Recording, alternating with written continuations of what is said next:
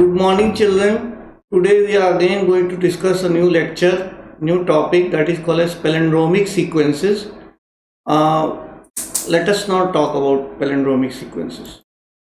Now, when the word palindromic sequences come, this means the sequences are repeated from whatever the sequences are present on the left hand side, they will be repeated from the right hand side, as you can see from the screen. See, GGA is written over here. You can see the same sequences is getting repeated over here, GAA. In the second case, you see GGA. You see here also GGA. Again, it is getting repeated. In the third part, you see AAG. You see again it is repeated, AAG. So these are actually called as palindromic sequences. Now, why we are discussing about palindromic sequences? Actually, restriction endonuclease enzyme, which we have already discussed in our previous lecture, and I have told you that these are present inside the prokaryotic cell as a defense system against invading viruses. ये जो restriction endonuclease enzyme है, ये palindromic sequences को पहचान के और cut कराते हैं, और ये बहुत इंपॉर्टेंट भी है। पैलिंड्रोमिक सीक्वेंसेस, मान लीजिए हमें कोई डिजायर्ड डीएनए को इंसर्ट कराना है सबसे पहले वेक्टर के अंदर, तो हम एक तरह का मान लीजिए रेस्ट्रिक्शन एंडोन्यूक्लियस एंजाइम चूज करते हैं। Let us take an example of ECORI first, जो GAATTC सीक्वेंस को रिकॉग्नाइज करता है, जैसा कि आप फर्स्ट में देख सकते हैं इस वाले में GAATTC। तो ये जो GAATTC जहां भी प्रेजेंट होगा वहां उसको कट कराएगा। जैसे मान लीजिए कोई वेक्टर है, ये मान लीजिए ये वेक्टर है, इस वेक्टर में एक जगह पे, इस जगह पे GAATTC प्रेजेंट है, GAATTC। यहाँ भी नीचे भी उसका वैसे ही प्रेजेंट होगा, GAATTC। तो G और A के बीच में वो कट कराएगा ऐसे, सेम वो नीचे इधर भी कट कराएगा ऐसे। कहने का मतलब ये है, इसको पहले खोलता है। तो फॉरेन डीएनए में, फॉरेन ऑर्गेनिज्म में, या उस ऑर्गेनिज्म में जिसका जो डीएनए है, जहां से हमें डीएनए लेना है, जो डिजायर्ड डीएनए लेना है, उस डीएनए के लेफ्ट हैंड साइड पे और राइट हैंड साइड पे दोनों जगह पे ये पैलिंड्रोमिक सीक्वेंसेस होना चाहिए, और डीएनए ऑफ इंटरेस्ट बीच में होना चाहिए। इसके बारे में हम अगले लेक्चर में आपको ऑल क्लियर करेंगे। फिलहाल आप ये समझ जाइए कि पैलिंड्रोमिक सीक्वेंसेस वो सीक्वेंसेस होते हैं which are actually recognised by restriction endonuclease enzyme, and these palindromic sequences are inverted repeats. जैसे इधर अगर GAA हो तो इधर भी GAA हो, रिपीट्स होते हैं, इधर GAA इधर भी GAA, जैसा कि आप यहाँ पे देख रहे हैं। अब देखिए, जैसे कि फोर्थ एग्जाम्पल में देखिए आप CTG लिखा हुआ है, देख सकते हो CTG, T है, T है, G, इधर भी देखिए CTG। तो ये खास बात होती है पैलिंड्रोमिक सीक्वेंसेस की। मलयालम एक सिंगल स्टैंडर्ड न्यूक्लियोटाइड का फॉर्म है, मलयालम, MALAYALAM, मलयालम वर्ड, जो खुद में एक रिपीट है। हालांकि ये डबल डीएनए प्रेजेंट नहीं है, आप single DNA nucleotide, single standard DNA present है, लेकिन ये खुद में एक रिपीट है। आप एनसीईआरटी बुक में मलयालम वर्ड देखिएगा लिखा हुआ है, और देखिएगा वो इन्वर्टेड रिपीट्स है।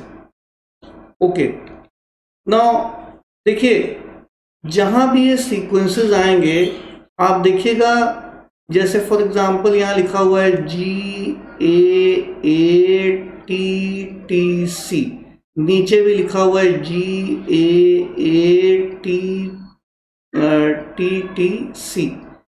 तो ये देखिए कट जो हो रहा है, रेस्ट्रिक्शन एंडोन्यूक्लियस एंजाइम G और A के बीच में कट करा रहा है यहाँ पे।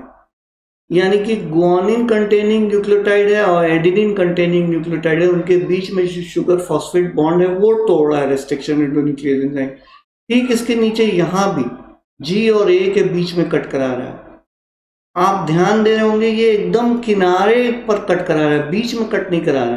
तो जहाँ पे किनारे पे कट होता है उसमें से जो कट होने के बाद जो जनरेट होता है उसको हम बोलते हैं स्टिकी एंड्स। आप देखिए जी और ए के बीच में कट हो गया, ये आप एरिया देख रहे होंगे यहाँ पे।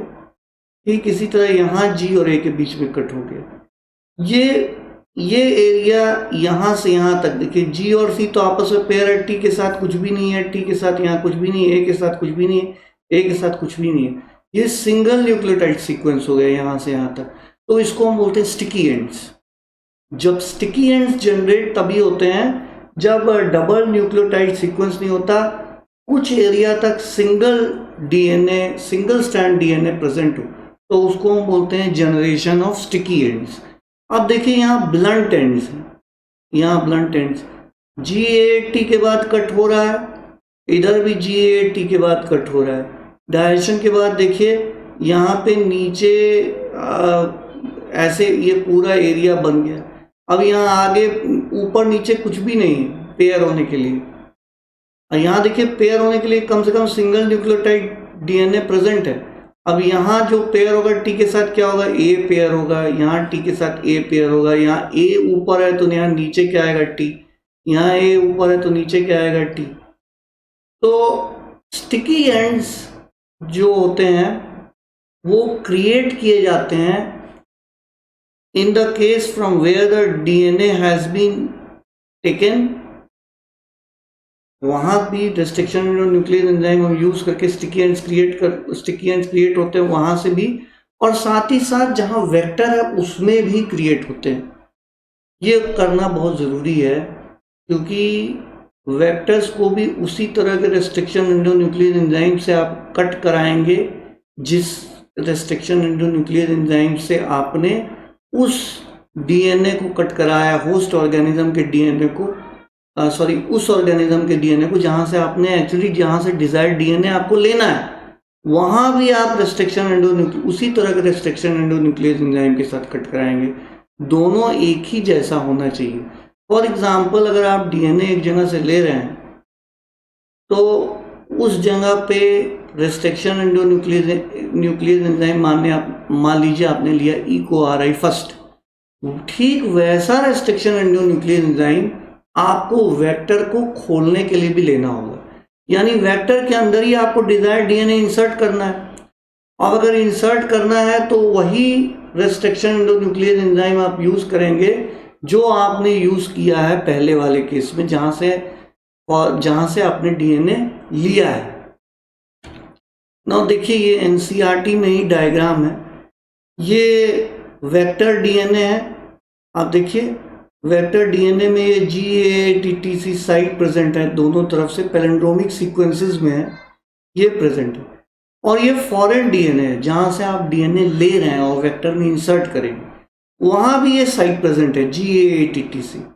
आप G और A के बीच में यहाँ कट करा रहे हैं, यहाँ भी G और A के बीच में कट करा रहे हैं। इसके बाद देखिए ये सिंगल स्ट्रैंडेड न्यूक्लियोटाइड्स बन गए आपके फॉरेन डीएनए में। ठीक वेक्टर डीएनए में भी स्टिकी एंड्स बने हुए हैं, ये इंसर्ट होने में हेल्पफुल होगा। जब आप फॉरेन डीएनए को वेक्टर डीएनए में इंसर्ट करेंगे तो जैसे मान लीजिए फॉरेन डीएनए में AATT न्यूक्लियोटाइड्स प्रेजेंट है, सिंगल न्यूक्लियोटाइड सीक्वेंसेस, तो वेक्टर डीएनए में कॉम्प्लीमेंट्री सीक्वेंसेस ऑलरेडी प्रेजेंट होते हैं जैसे कि TTA। So these complementary sequences are easily present. Now it is easier for DNA ligase to bind the foreign DNA along with the vector DNA. That is the reason why sticky ends are important. DNA ligase enzyme बहुत अच्छा function करता है ऐसे cases में जहाँ पे already single standard DNA present हो और सिंगल स्टैंडर्ड डीएनए क्रिएट किए जाते हैं, उनको हम बोलते हैं स्टिकी एंड्स, जैसा कि हमने आपको बताया। ऐसे केसेस में रेस्ट्रिक्शन एंडोन्यूक्लियस एंजाइम का जो साइट ऑफ एक्शन होता है वो बीच में से नहीं होता, वो किनारे से होता है। तभी स्टिकी एंड्स क्रिएट किए जाते हैं और उसी से रिकॉम्बिनेंट डीएनए बनता है। हालांकि इसके बारे में और डिटेल में I tell you in the next lecture so that it will be clearer to you, और हम ग्रीन बोर्ड से बताएंगे ताकि वो और ज़्यादा आपको क्लियर हो सके। Okay, now this is example. देखिए प्लाज्मिड डीएनए, इसको कट कराया गया, यहाँ स्टिकी एंड्स क्रिएट किए गए हैं। देखिए सिंगल न्यूक्लियोटाइड सीक्वेंसेस प्रेजेंट है यहाँ पे। ठीक उसी तरह वेक्टर डीएनए में भी सिंगल न्यूक्लियोटाइड सीक्वेंसेस प्रेजेंट थे। अब ये जो डीएनए ऑफ इंटरेस्ट है ये इसको यहाँ पे आके ऐड कर दिया गया है, और क्योंकि वेक्टर डीएनए अलग ऑर्गेनिज्म का डीएनए है और ये जो डीएनए इंसर्ट हुआ उसमें अलग ऑर्गेनिज्म का है, तो हम उसको बोलते हैं रिकॉम्बिनेंट डीएनए। और वो टेक्नोलॉजी जो इसमें हेल्पफुल होती है, दो अलग अलग ऑर्गेनिज्म के डीएनए को अटैच करती है, उसको हम बोलते हैं रिकॉम्बिनेंट डीएनए टेक्नोलॉजी। नाउ ये भी एग्जांपल उसी का है। ये देखिए यहाँ पे स्टिकी एंड्स क्रिएट किए गए हैं। यहाँ पे आप देखें, यहाँ ये सिंगल न्यूक्लियोटाइड सीक्वेंस है, यहाँ कुछ भी नहीं है, यहाँ TTAA। ठीक उसी तरह से ये ग्रीन वाले में AATT है, लेकिन यहाँ कुछ नहीं है। अब इस फॉरेन डीएनए को हमको वेक्टर डीएनए में इंसर्ट करना है, और ये बड़े आराम से इंसर्ट हो सकता है क्योंकि दोनों जगह पे सिंगल न्यूक्लियोटाइड सीक्वेंसेस हैं और एक दूसरे के complementary. Now let us talk about the home assignment. What are palindromic nucleotide sequences? So these nucleotide sequences are inverted repeats which repeat from left hand and right hand side. How sticky ends are generated? These ends are generated because when the restriction endonuclease enzyme do not cut in the middle, instead of that it cuts at the ends of the sequence which it recognizes. तो ऐसे cases में sticky ends create होते हैं। What is the function of DNA ligase? It joins the foreign DNA with the vector DNA, making a recombinant DNA. So that is for today. Thank you everyone.